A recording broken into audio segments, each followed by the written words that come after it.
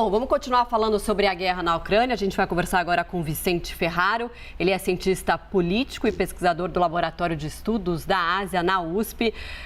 Professor, muito boa tarde. Obrigada por falar com a gente. Muito boa tarde, Marcela e Tainá. Obrigado pelo convite mais uma vez. Professor, ontem o chanceler alemão Olaf Scholz e o presidente ucraniano Volodymyr Zelensky discutiram mais sanções à Rússia em uma conversa por telefone. Bom, tem se discutido muitas sanções à Rússia para tentar frear ali o avanço da Rússia contra a Ucrânia. Essas sanções, né, professor, elas têm um limite, porque quem aplica a sanção também sofre parte dessa sanção. Até quando essas sanções vão poder ser eficientes nesse freio aí em relação à Rússia? Olha, Marcela, eu já comentei em outras ocasiões, né, em algumas entrevistas, que eu acredito que o impacto das sanções tenha um efeito limitado em conseguir barrar Vladimir Putin de seguir o seu curso, de seguir as suas intenções, né? Se a gente olha para as sanções que foram aplicadas contra outros países, a gente vê que elas tiveram um efeito muito limitado em conseguir mudar o curso político de alguns regimes que foram alvos dessas sanções. Eu acredito que a maneira mais eficaz com que essa guerra poderia ter algum avanço seria algum tipo de acordo que envolvesse o Ocidente e a Ucrânia, né? Algo, por exemplo, que atendesse a alguma reivindicação russa, como o reconhecimento da neutralidade da Ucrânia, o reconhecimento de que a Ucrânia não vai entrar na OTAN. Não porque Putin, de fato, esteja realmente preocupado ou não com a entrada da Ucrânia na OTAN, porque isso não é algo, né, mesmo antes de começar essa guerra, a entrada da Ucrânia na OTAN não era algo que estava muito próximo de acontecer, mas mais porque Putin ele tem que mostrar para o público interno russo de que esse conflito todo, esse esforço todo que a Rússia teve, né, com altos custos para o país, teve algum retorno. Então é muito importante para Vladimir Putin conseguir mostrar algo para a população russa, né, mostrar que essa empreitada que ele se arriscou com alto custo teve algum retorno para o país. Então, o Ocidente e a própria Ucrânia, indiretamente, teriam que ajudá-lo a mostrar isso para o público russo para conseguir chegar em algum tipo de acordo que interrompesse essa guerra. Mas as sanções por si só, eu não acredito que elas seriam suficientes para parar a Rússia nessa empreitada. Ô Vicente, qual é a avaliação? O Vicente travou para a gente aqui. Será que ele está ouvindo? Não, daqui a pouco a gente volta aí a conversar com o Vicente também sobre... Opa, Vicente tá aí? Uhum. Professor, tudo bem? Você travou para a gente e voltou. Vamos voltar para esse assunto com um olhar agora sobre esse novo movimento, aliás, um movimento recente, né? Das tropas russas agora sendo concentradas na região leste da Ucrânia. A sua análise da estratégia russa nesse momento sobre a concentração das tropas no leste tem a ver com, talvez, pode ser uma tentativa de dominar regiões que ali onde eles têm mais capacidade, digamos assim, se retirando da capital Kiev, ou a gente pode esperar daqui a pouco um novo avanço para a capital? O que é mais provável na sua avaliação do que você tem acompanhado, professor? Olha, Tainá, eu acho que a retirada, o recuo em relação à capital é uma possível sinalização da Rússia em direção a um acordo, né? A partir do momento que a capital ela deixa de ser cercada e atacada com mais ênfase, isso pode indicar uma sinalização de que a Rússia não tem mais a intenção de destituir o governo da Ucrânia, de que não tem mais a intenção de destituir Zelensky. Então isso seria já um passo para uma negociação de paz ou para uma amenização do conflito. Mas em relação ao que você mencionou no Donbás, eu acho interessante destacar que a atuação russa ali no leste vem desde 2014, né? Ou seja, não é de agora que há exército russo ali, que é uma ajuda militar. Desde 2014 há uma ajuda militar da Rússia aos separatistas ali no Donbás. Essa ajuda ela foi tanto indireta quanto direta em alguns momentos. Os separatistas eles não teriam se mantido independentes até o momento se não houvesse essa ajuda militar russa. E o que a gente pode esperar, né, o que algumas evidências recentes, é que há uma tentativa de expandir a área de controle dos separatistas, porque os separatistas eles não controlam o Donbás inteiro. Há uma parte do Donbás, né, ou seja, de Donetsk e Luhansk, que ainda é controlada pelo governo da Ucrânia. Então, esse eu acredito que é um dos primeiros passos, é capaz de que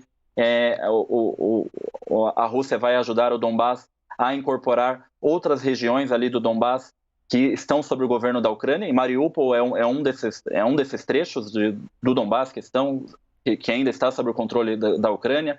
Há também uma cidade muito importante, Kramatorsk, que também está sob o controle da Ucrânia. Então é muito provável que os separatistas vão tentar incorporar o Donbás inteiro com a ajuda militar russa, né? Uma ajuda que antes era informal, agora ela pode se tornar mais clara, né? A Rússia não mais esconderia o seu envolvimento direto ali junto com os separatistas. E uma outra questão, um outro ponto importante é a presença russa ali no sul da Ucrânia, na região de Kherson e Zaporizhia, que são cidades que são regiões que estão sob ocupação da Rússia hoje, e são regiões estratégicas porque elas permitem a ligação da Crimeia, uma ligação terrestre da Crimeia com Donbás e a Rússia, né? A Crimeia ela é ligada ao território russo apenas por uma ponte, e com essa ocupação no sul da Ucrânia, né, de Kherson e Zaporizhia, haveria uma ligação terrestre da Crimeia com a Rússia. Então, eu acho que não seria descartável no futuro haver, inclusive, uma anexação dessas regiões ao próprio território da Federação Russa.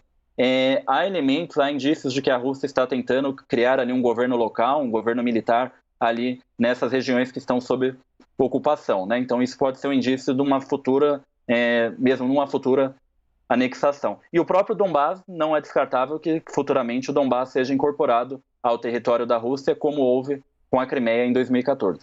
Inclusive, né, professor, autoridades europeias falam que a Rússia pode dominar a Ucrânia até o dia 9 de maio, que é uma data importante lá para eles, que é o dia da vitória, né, sobre a Alemanha na Segunda Guerra Mundial. Você acredita nessa possibilidade, professor?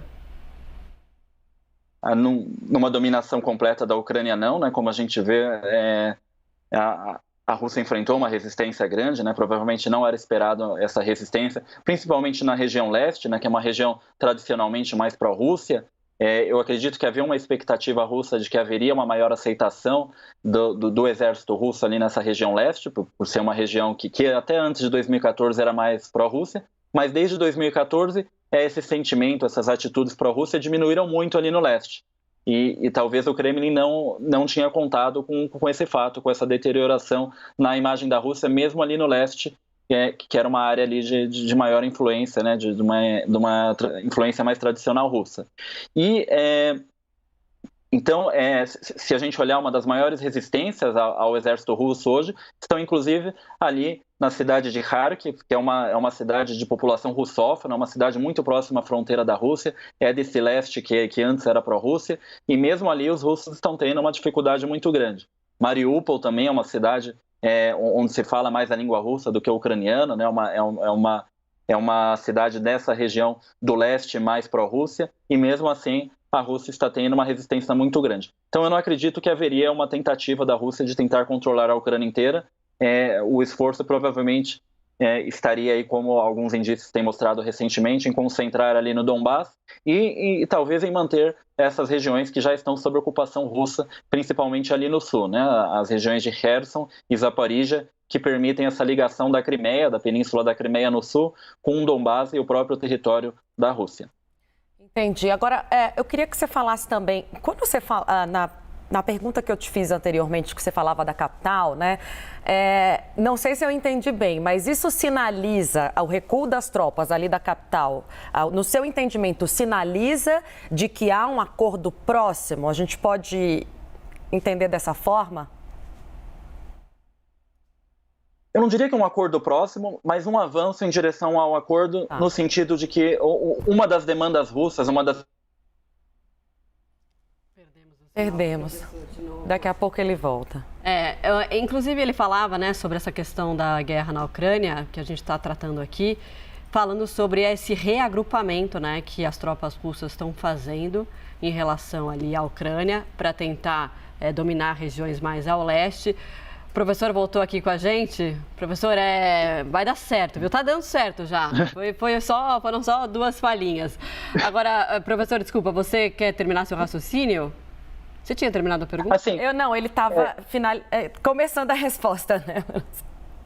Vamos lá. Então, eu acredito que esse recuo, ele é um passo em direção a uma negociação. A gente não sabe, é difícil dizer se essa negociação está próxima, mas é um passo no sentido de que no começo havia uma reivindicação russa muito grande de que haveria uma tentativa de desnazificar a Ucrânia. Esse discurso da desnazificação, ele tinha por trás a ideia mesmo de destituir o governo da Ucrânia. Então, a partir do momento que a Rússia ela começa um pouco a recuar nesse discurso da desnazificação, começa a recuar ali da capital, é uma sinalização de que não haveria mais a intenção, talvez, de destituir o governo e de colocar um governo aliado ao Kremlin, aliado a Moscou. Né? Ou seja, uma sinalização de que a Rússia estaria disposta a negociar com Zelensky e a deixar que ele permaneça ali como presidente e como um negociador em um futuro tratado de paz, num futuro acordo. Professor, para a gente finalizar, então, as conversas, né, as negociações estavam avançando até o momento em que teve aquela cena, né, que foi revelada em Bucha, quando as tropas russas recuaram e aí o governo ucraniano conseguiu observar a violência, né, tanta brutalidade que aconteceu e aí as negociações foram paralisadas, digamos assim, né, porque teve um recuo. Eles estavam indicando ali de que o Volodymyr Zelensky falando que poderia aceitar oficialmente, digamos assim, a não inclusão à OTAN. Então, eles estavam chegando ali em alguns pontos em comum, mas não foi possível por conta dessa ofensiva russa que a Rússia vem fazendo, inclusive contra civis, né? A gente teve também o caso desse ataque numa estação de trem, que mais de 50 pessoas morreram. Então, tem um ataque que está acontecendo cada vez mais atingindo os civis, como a gente observou em Bucha também. Sim, sim. E é uma discussão muito intensa, né? Porque a Rússia acusa a Ucrânia de estar fazendo esses ataques, a Ucrânia acusa a Rússia, então é necessário cada vez mais uma atuação internacional de organismos independentes para verificar, né, a responsabilidade por esses crimes de guerra, né, em coletar provas para atribuir uma responsabilidade, né, e futuramente um julgamento. Então isso é cada vez mais importante, essa atuação de comissões internacionais de investigação contra esses crimes de guerra. Mas eu acredito, em relação às negociações, eu acredito que nos próximos dias elas devem ser retomadas, né? Essa questão da neutralidade é algo que a Ucrânia ainda vem discutindo e a questão, eu acredito que talvez o que tenha interrompido essa negociação não é tanto o que a gente viu nos últimos dias, mas mais o fato de haver uma incerteza em quais seriam os mecanismos desse acordo de segurança. Porque a Ucrânia, o Zelensky, uma das reivindicações dele é de que, por exemplo, nesse acordo de segurança estaria a questão do decreto de uma zona de exclusão aérea caso a Ucrânia viesse a ser atacada, ou mesmo de uma retaliação por parte de todos os membros, os outros países que fossem participar desse tratado, né? Ou seja, se no futuro houvesse um ataque da Rússia, os outros países que seriam partes desse tratado, eles deveriam reagir a essa agressão. Então, seria um mecanismo muito parecido ao mecanismo da própria OTAN. Então, a gente não sabe se a Rússia estaria disposta a aceitar esse tipo de mecanismo, né? Esse tipo de mecanismo que, em certa maneira, se assemelha ao próprio mecanismo da OTAN, que é a questão de outros países. Perdemos, então, de novo o contato, mas a gente conseguiu resumir bem com o professor Vicente Ferraro, que é mestre em ciência política e pesquisador da USP, toda essa situação que está acontecendo nesse momento sobre a guerra na Ucrânia.